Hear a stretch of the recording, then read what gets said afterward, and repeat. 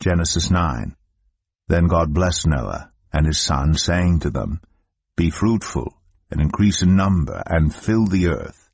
The fear and dread of you will fall on all the beasts of the earth, and all the birds in the sky, on every creature that moves along the ground, and on all the fish in the sea. They are given into your hands.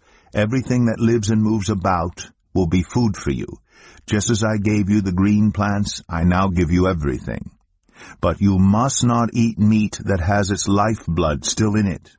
And for your lifeblood I will surely demand an accounting. I will demand an accounting from every animal, and from each human being too. I will demand an accounting for the life of another human being.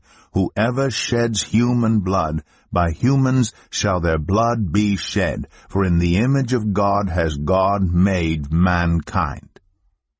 As for you, be fruitful and increase in number. Multiply on the earth and increase upon it. Then God said to Noah and to his sons with him, I now establish my covenant with you and with your descendants after you, and with every living creature that was with you, the birds, the livestock, and all the wild animals, all those that came out of the ark with you, every living creature on earth. I establish my covenant with you. Never again will all life be destroyed by the waters of a flood. Never again will there be a flood to destroy the earth. And God said, This is the sign of the covenant I am making between me and you and every living creature with you, a covenant for all generations to come. I have set my rainbow in the clouds, and it will be the sign of the covenant between me and the earth. Whenever I bring clouds over the earth, and the rainbow appears in the clouds, I will remember my covenant between me and you and all living creatures of every kind. Never again will the waters become a flood to destroy all life. Whenever the rainbow appears in the clouds, I will see it and remember the everlasting covenant between God and all living creatures of every kind on the earth. So God said to Noah, This is the sign of the covenant I have established between me and all life on the earth. The sons of Noah who came out of the ark were Shem, Ham, and Japheth. Ham was the father of Canaan. These were the 3 sons of Noah, and from them came the people who were scattered over the whole earth. Noah, a man of the soil, proceeded to plant a vineyard. When he drank some of its wine, he became drunk and lay uncovered inside his tent. Ham, the father of Canaan, saw his father naked and told his 2 brothers outside. But Shem and Japheth took a garment and laid it across their shoulders. Then they walked in backward and covered their father's naked body. Their faces were turned the other way so that they would not see their father naked. When Noah awoke from his wine and found out what his youngest son had done to him, he said, Cursed be Canaan. The lowest of slaves will he be to his brothers. He also said, Praise be to the Lord, the God of Shem. May Canaan be the slave of Shem. May God extend Japheth's territory. May Japheth live in the tents of Shem, and may Canaan be the slave of Japheth. After the flood, Noah lived 350 years. Noah lived a total of 950 years. And then he died.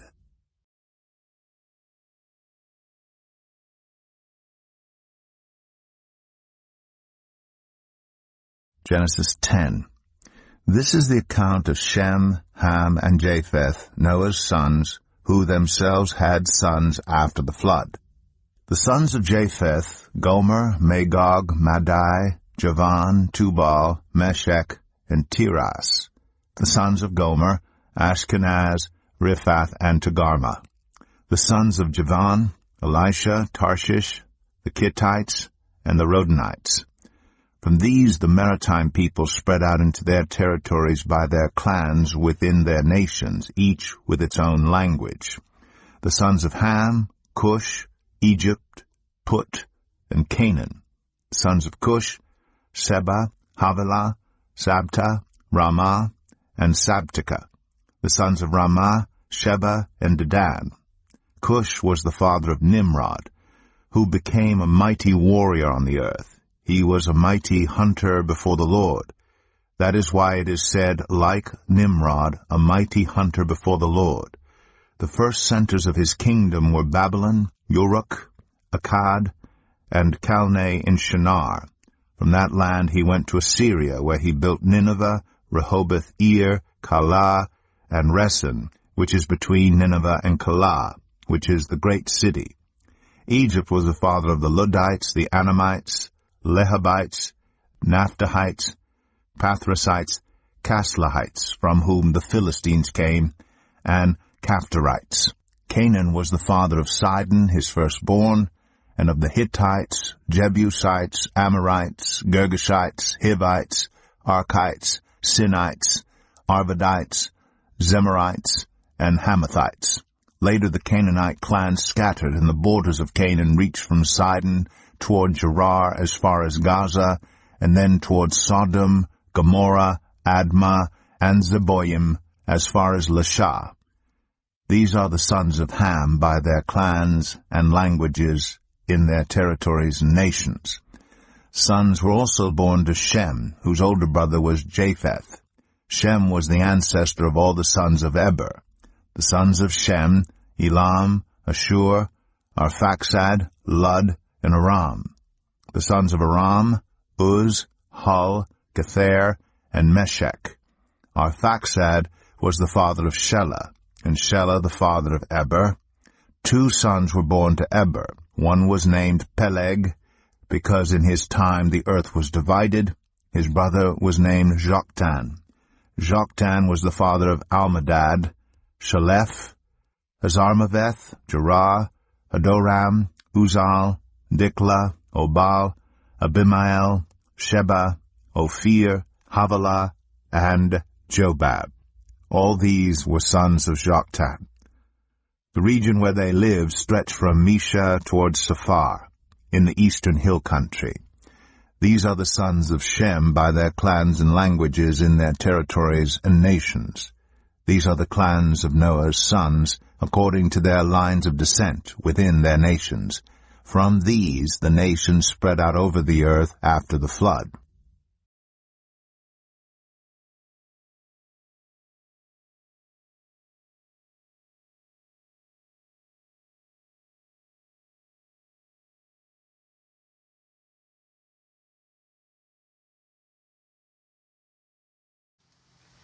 Hi you guys, welcome to another episode of God's Faith and Love.